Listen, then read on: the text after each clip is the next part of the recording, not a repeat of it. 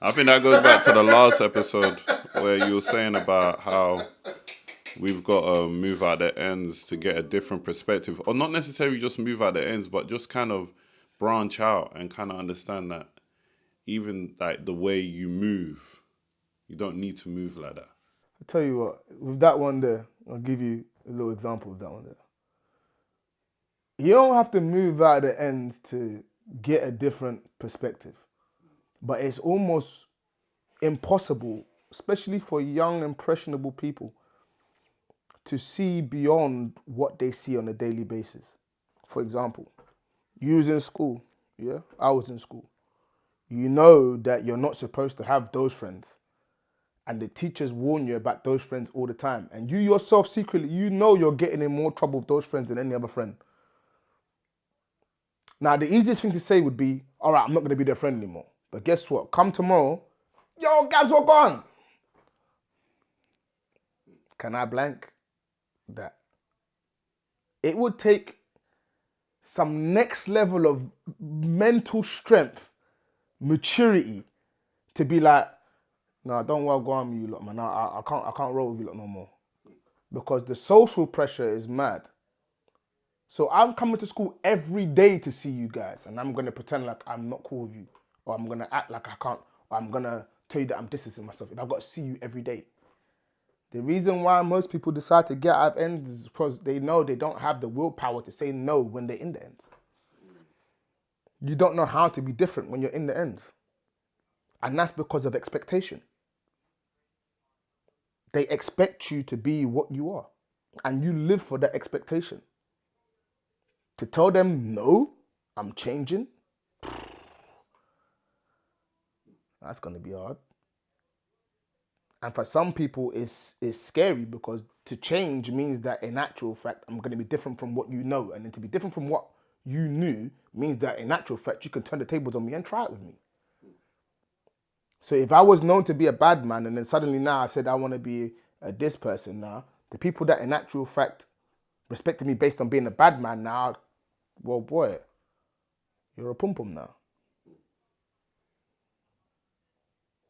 Now imagine living in that same environment. Now you know that you're not a pum pum, but they think you're a pum pum.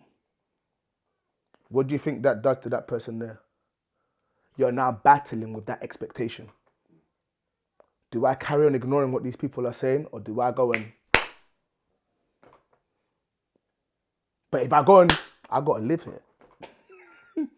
So I've done the mad thing that day. Tomorrow, another mad thing. But I'm trying to transition to go and do that thing. So sometimes for some kids, you got to leave school. You got to move to another school. But when you move to another school, fresh start.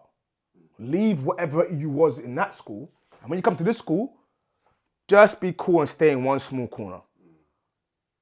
Do you get it? But the same thing when you're living with ends. Don't move from the ends and then take that same mentality that you're trying to get away from wherever you're moving to. That's stupid. Do you get what I'm saying? Because it takes a lot for you to live in the situation and still be different and maintain that. And then manage your emotions when they actually try it with you, knowing that you can do something about it because you're so used to it. I've watched firsthand my own face. One of my own personal people, I won't say who, in a situation where he knew he shouldn't do something, he was slapped. The only reason why was because the other person was standing and saw him get slapped.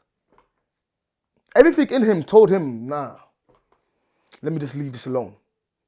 But the thought of tomorrow, the minority within the minority talking about him, made him react straight away. Bam.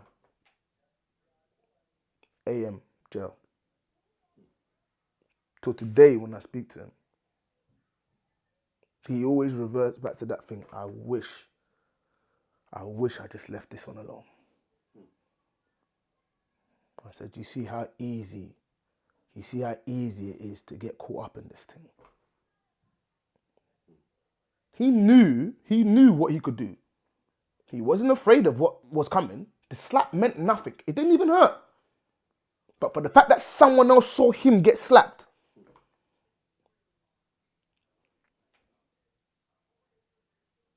now someone will turn around and tell you, well, someone slaps me, definitely slap me, I'm doing the mad thing. Someone else will turn around and tell you, I've got too much to lose to take it to that, so I'm going to walk away. Now, in the one breath, that person's stupid. Ask a more worldly person, they'll say that person is smart. Ask a blind person, they'll say that person's a pussy.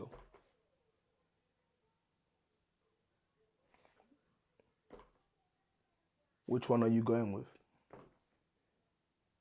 Now, if your world is based on that world, you're going to make sure you do something because you don't want to be called a pussy. But if your world is that world, then you're going to have to accept that that world is going to call you a pussy.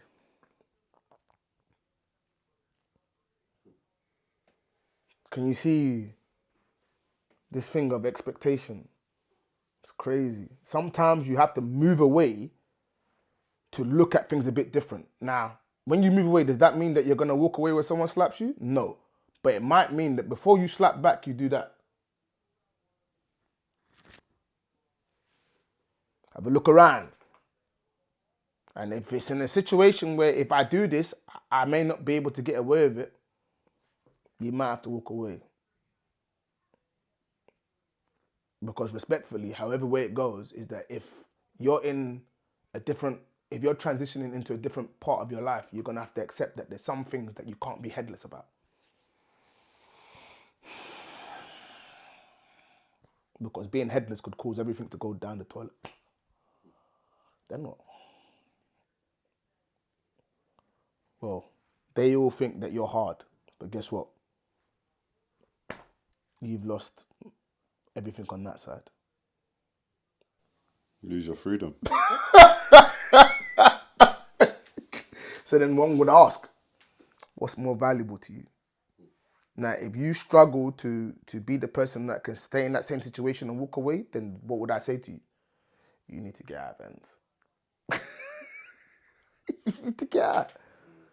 Because your heart's telling you something and your mind's telling you the opposite.